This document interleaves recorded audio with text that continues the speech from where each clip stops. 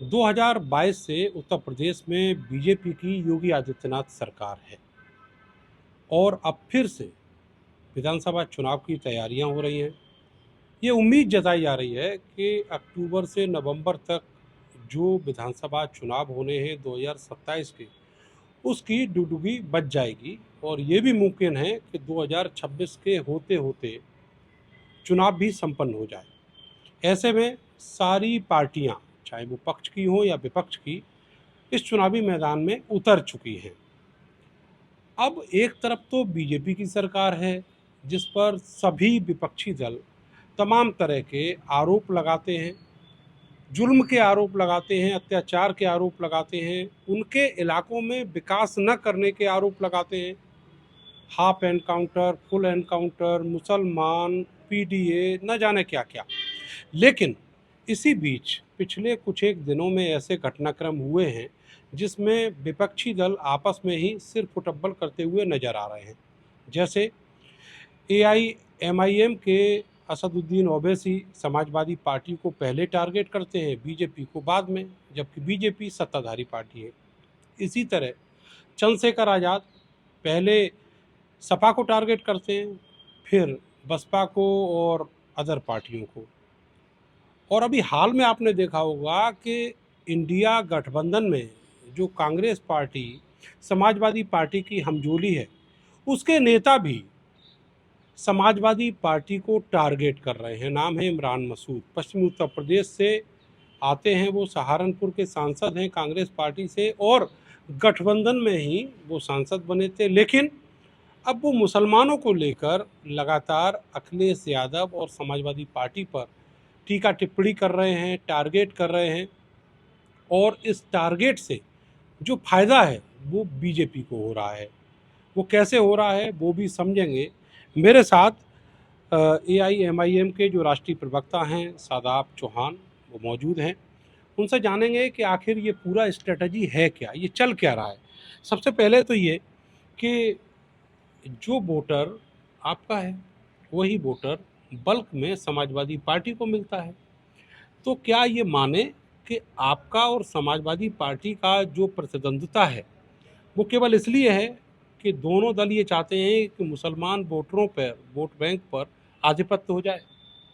देखिए, पिछले 34 साल में समाजवादी पार्टी पर अखिलेश यादव जी एवं उनके पिता मुलायम सिंह यादव जी पर उत्तर प्रदेश के मुसलमानों ने अंधा विश्वास किया और जो भी कर सकते थे लाठी डंडे खाए, नोट दिया, वोट किया, सपोर्ट किया, जेल गए और समाजवादी पार्टी को 4 बार सत्ता सौंपने में मुसलमानों का रोल 70% है और सबका रोल और उनके समाज का रोल 30% है। ये बात किसी से छिपी नहीं है। अच्छा, मैं आपको माफ़ी के साथ ये बताइएगा कि क्या मुसलमानों को कुछ नहीं दिया समाजवादी पार्टी ने?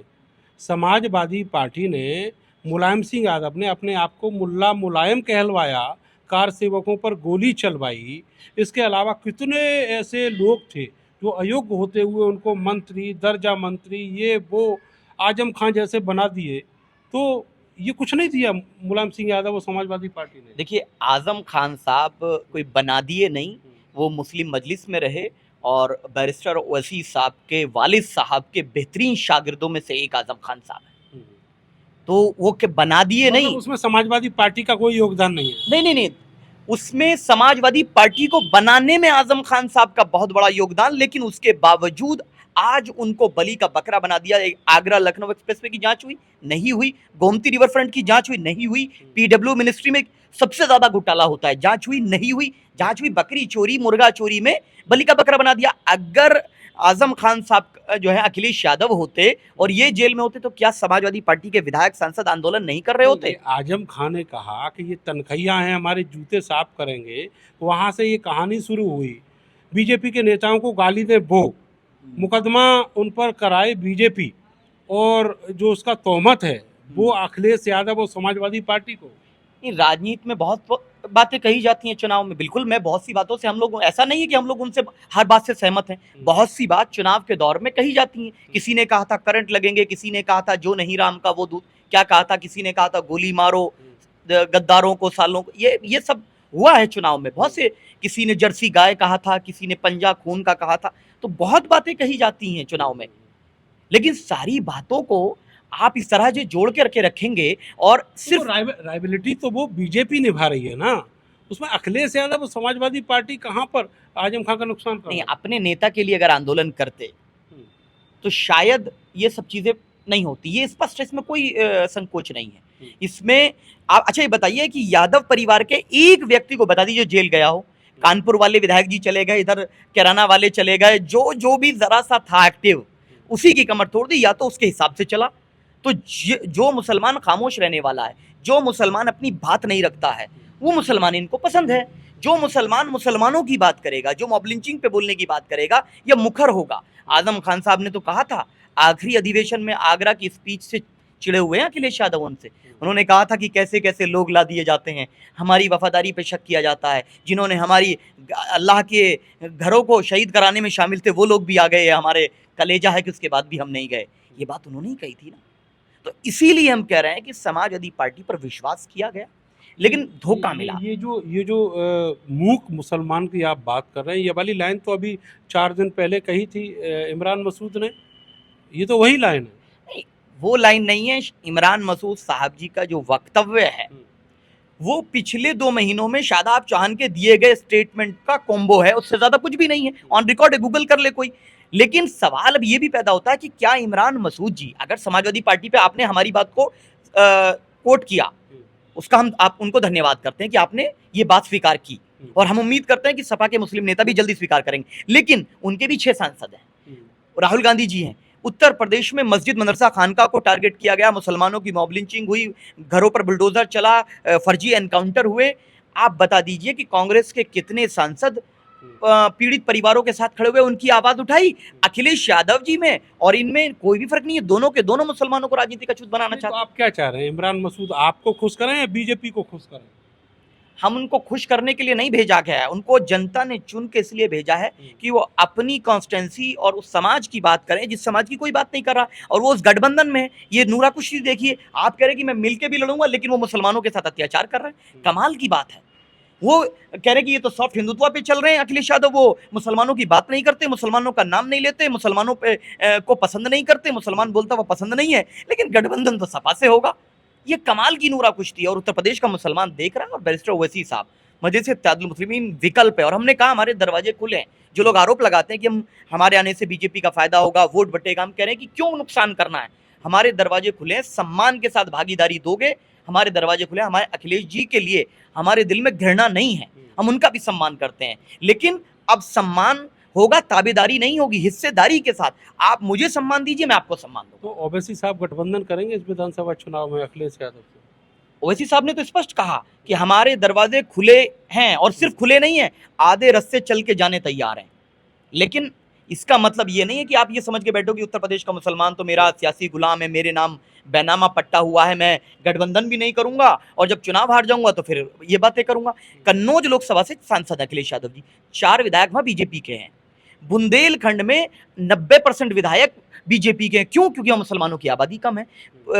जो पूरा क्षेत्र यादव बाहुल्य क्षेत्र है, मैनपुरी से लेकर के कन्नौज से लेकर के एटा, हर जगह पर समाजवादी पार्टी पिछड़ी, और रुहेलखंड पश्चिम उत्तर प्रदेश जहां मुसलमानों की आबादी है, वहां समाजवादी पार्टी की सीटें ज्यादा आई। इसका मतलब ये सेट हो चुका है कि हिंदुओं के बेवकूफ बना करके सत्ता में रहना है बीजेपी को, और मुसलमानों का वोट लेकर के विपक्ष में बैठना है अखिलेश यादव जी को। ये कॉम्प्रोमाइज हो चुका है।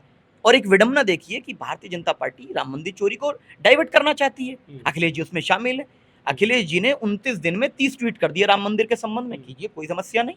लेकिन इतने मुसलमानों पर अत्याचार हुए, एक तो आंदोलन कर देते। एक मिनट, मैं इस पर भी आऊँगा, लेकिन उससे पहले आपने जो एक लाइन कही गठबंधन वाली, मतलब ऐसा माहौल बनाया जा रहा है कि अखिलेश यादव को ये कहा जा रहा है कि अगर तुम्हें मुसलमान चाहिए तो हमसे गठबंधन करो। चंद्रशेखर ये कहते हैं कि तुम्हें दलित चाहिए, मुसलमान चाहिए तो हमसे गठबंधन करो। उधर कांग्रेस, अभी जैसे इमरान मसूद को देखा, वो भी यही बात कह रहे हैं, और आप भी वही बात कह रहे हैं। तो क्या माने, सब मिलके अखिलेश यादव को ब्लैकमेल कर रहे हैं?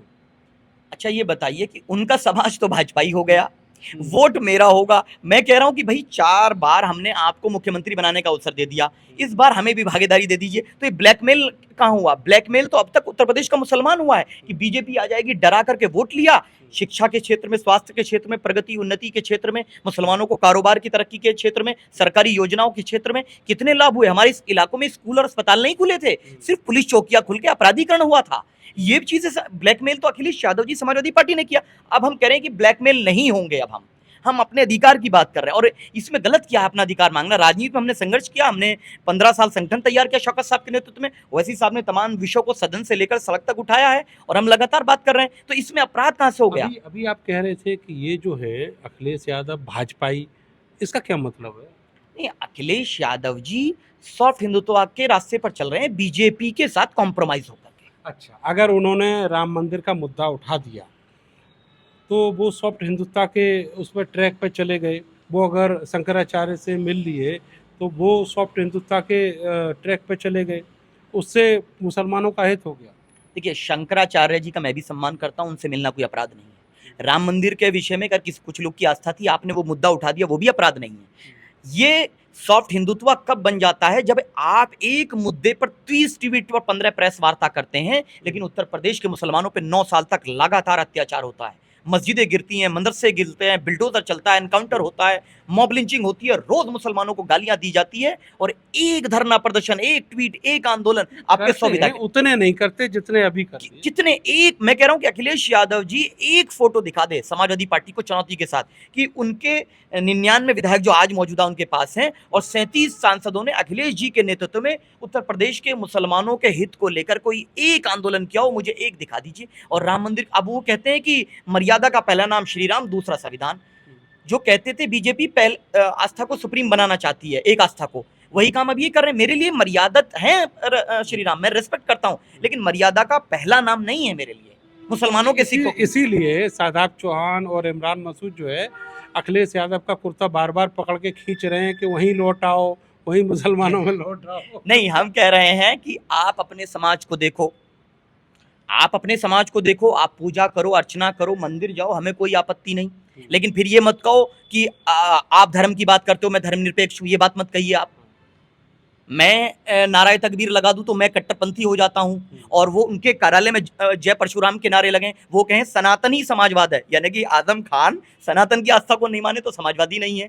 कमाल अख्तर रुचि वीरा के दबाव में हटा दिए जाएं तो वो धर्मनिरपेक्ष कहलाते हैं। कह दिया हो ना कमाल अख्तर ने कि ऐसा कोई दबाव नहीं था, वो तो अपनी मर्जी से अपनी जिम्मेदारियां ज्यादा बढ़ रही थी इसलिए पीछे। अच्छा, कभी सुना है कि कभी किसी एसएसपी ने इस्तीफा दिया हो कि भाई मेरी जिम्मेदारी ज्यादा हो गई? कभी किसी ने सुना हो डीएम ने कहा? एसएसपी तो पैसा लेता है ना, सरकार से वेतन लेता है और जो मुख्य सचेतक होता है वो पार्टी के अंदर दूसरे नंबर पे मुख्य व्यक्ति होता है। तो बता दीजिए ना, नेता विपक्ष किसी मुसलमान को, माता प्रसाद पांडे जी जिस समाज से आते हैं, कितने उनके विधायक हैं? 3 विधायक हैं। ब्राह्मण जी पहले मुख्य सचेतक जो थे पांडे साहब, वो बीजेपी में चले गए। मैं वोट दूं बीजेपी घराने के नाम पर, वही पूजा पाल पांडे चले जाए बीजेपी पे। तो अब हम इन पे विश्वास नहीं कर सकते। अब अखिलेश जी ने अगर हिंदुत्व का रास्ता अपनाया, ये लड़ाई चल रही है कि योगी जी अच्छे हिंदू या अखिलेश जी अच्छे हिंदू। अब मेरी लड़ाई मुसलमानों के हितों की लड़ाई या शिक्षा स्वास्थ्य जो मेन मुद्दे थे, महंगाई, किसान मजदूर, उनके लिए तो आंदोलन हो ही नहीं रहा। गन्ना किसानों के लिए एक आंदोलन पिछले 6 महीने में मुझे बता दीजिए अखिलेश यादव जी के नेतृत्व में। चलिए, हम पे तो आरोप है धर्म की राजनीति। ये टैग हमेशा उन पर लगता था, बीजेपी हमेशा टारगेट करती थी। अब वो अपनी छवि सुधारने की कोशिश कर रहे हैं, तो ये तो अच्छी बात है ना। मतलब उत्तर प्रदेश के मुसलमानों के हित की बात करना छवि बिगाड़ना है। मेरे घर पर अगर बुलडोजर चलता है, अगर उसकी कोई बात करना छवि बिगाड़ना है, तो मैं छवि बिगाड़ने के लिए तैयार हूं। अगर संविधान के मौलिक अधिकारों की रक्षा छवि बिगाड़ना है तो मैं छवि बिगाड़ने तैयार हूं। मैं वोट बैंक के लालच में अपने घरों को बर्बाद होते नहीं देख सकते, हमारे बच्चों की जिंदगी बर्बाद नहीं देख सकते, हमारी मस्जिद मदरसा खानकाहों की बर्बादी को हम इसलिए नहीं देख सकते कि मेरा वोट कोई नाराज हो जाएगा। अच्छा बताइए, हिंदू भाइयों का क्या फायदा मस्जिद के गिरने से? क्या फायदा है मुसलमानों के घरों पे बिल्डोजर चलने से, फर्जी एनकाउंटर होने से? कौन से हिंदू भाई का फायदा? मैं तो हिंदू भाइयों से भी कह रहा हूं, बताइए कि उनके भी तो हो रहा है। आप देख लीजिए, सेंट्रल मार्केट है। और विडंबना ये है, जब राम मंदिर में बात आ गई कि रील का राम, रियल के नाम के घर पर जब भी चोरी हुई है, इतनी बड़ी महाडकैती हुई, एक शब्द नहीं बोले। जिस व्यक्ति ने श्री राम के नाम पर पूरे जीवन खाया, पैसा लिया, नेता बना, सांसद बन गया, बिना काबिलियत के मेरठ का सांसद बन गया, ये दुर्भाग्यपूर्ण है कि मेरठ का सांसद ऐसा व्यक्ति बना है, राम के नाम पे सांसद बन गए, लेकिन श्री राम के घर में डकैती हुई, महा डकैती हुई, पादुकाएं चोरी, काकभूषणी जी या तमाम चीजों को लेकर के सारी चीजें हैं, पूरा ट्रस्ट दायरे में है, एसआईटी गठित है, लेकिन इस व्यक्ति ने एक शब्द नहीं बोला ये क्या राम से प्रेम करेंगे। इनके आचरण में राम नहीं है, इनके दिल में राम नहीं है। अच्छा, आखिर में वही लौट के आते हैं चुनाव और गठबंधन पर। तो क्या माना जाए कि अभी बहुत सारे ऑप्शन जो हैं वो समाजवादी पार्टी के भी सामने हैं, और जो पिछले कुछ सालों में नई पार्टियां आई हैं, चाहे वो आपकी पार्टी हो, चाहे चंद्रशेखर की पार्टी हो, उनके लिए भी ऑप्शन है, क्योंकि वो दमदारी से उभर कर आगे आ रही है। तो क्या माना जाए कि ये सारी एक कॉम्बो बनेगा, एक जगह आएंगे और तब चुनाव लड़ेंगे? हमारे नेता ने बिल्कुल स्पष्ट कर दिया, बैरिस्टर ओवैसी साहब ने किया कि भारतीय जनता पार्टी को हराने के लिए, सेकुलर वोटों का बंटवारा रोकने के लिए मैं बिना किसी संकोच के आधे रस्ते चलकर जाने तैयार हूं। गठबंधन के लिए, गठबंधन करने के लिए मैं तैयार हूं, लेकिन गठबंधन का मतलब समर्पण नहीं क्या होगा। चंद्रशेखर से भी कोई बात हुई है? क्योंकि वो भी उसी विचारधारा से आते हैं जिस विचारधारा से आपकी पार्टी है। ठीक है, वो अपने समाज के लिए कार्य कर रहे हैं, मुझे उस पर आपत्ति नहीं, वो सांसद में है, सदन में है। बातचीत कुछ हुई है नहीं, कॉम्बिनेशन बनाने की, अलायंस नहीं बनाने नहीं, की? औपचारिक रूप से हम ये स्पष्ट कर दें कि कोई भी इस प्रकार की बात नहीं। हाँ, हम चाहते हैं, हमारी प्राथमिकता है दलित मुस्लिम समीकरण नेतृत्व करे उस गठबंधन का, क्योंकि ये एक नेचुरल अलायंस है। ये दोनों समाज ज़्यादा पीड़ित प्रताड़ित हैं, राजनीतिक रूप से, सामाजिक रूप से, आर्थिक रूप से ये प्रताड़ित समाज है, और प्रताड़ित वर्गों को एकजुट होना होगा, और ये नेचुरल अलायंस है। और हम तो बहन जी का भी बहुत सम्मान करते हैं, बहन जी का एक अपना संघर्ष है, और मैं उनका निजी तौर पर भी, मायावती जी का बहुत सम्मान। कोई ऑप्शन उधर भी ऑफर? नहीं, मैं उनका बहुत सम्मान करता हूँ। अरे और ऑफर भेजा है कि नहीं? नहीं, ऑफर क्या, ये तो अब समय बताएगा। हम लोग तमाम रास्ते खुले हैं, लेकिन ये बात है कि मेरी इच्छा है कि हम मिल करके भारतीय जनता पार्टी को हराएं। मेरे नेता की इच्छा ये है। और जो लोग बाद में, आज तो अहंकार में मने करेंगे, आज कहेंगे आपका कोई वजूद नहीं है, आपके आने से कुछ नहीं होगा, आप कुछ भी कर लीजिए, लेकिन जैसे ही चुनाव आएगा बोलेंगे ये बीजेपी की भी टीम है, और हारने के बाद बोलेंगे इनकी वजह से हार गए। हम तो पहले ही ऑप्शन दे रहे हैं भाई, बाद में मत रोना कि जैसे कोई बच्चा है कि मम्मी मम्मी ये मेरी टॉफी ले गए, चॉकलेट छीन कर ले गए, बाद में रोना मत भाई। हम आपसे कह रहे हैं, आपको हम सम्मान के साथ कह रहे हैं, आपकी कोई अपमान करके नहीं, बेइज्जती करके नहीं। अगर आप बोलो आपको मेरे ऑफिस आना पड़ेगा, शादाब चांद आपके कार्यालय जाकर सम्मान के साथ बैठकर बात करने तैयार, लेकिन समर्पण नहीं होगा उत्तर प्रदेश के मुसलमान का। ये जो समीकरण बन रहे हैं उत्तर प्रदेश में चुनाव के, खास करके वो इलाका जो मुस्लिम बाहुल है, दलित बाहुल है, वहाँ पर चंद्रशेखर आज़ाद भी इसी तरह की कुछ जुबान बोल रहे हैं, और वही बातें सारी शादाब चौहान ने बताई हैं। गठबंधन के लिए तैयार हैं, बीजेपी से लड़ेंगे, लेकिन उससे पहले एक घमासान विपक्ष के जो दल हैं उनके बीच आपस में होगा, और इस घमासान में जो ज़्यादा प्रभावशाली होगा गठबंधन उसी से होगा, और वही चुनावी मैदान में विजय की ओर जाएगा। कैमरा सहयोगी सानू के साथ में नरेंद्र, भारत समाचार, मेरठ।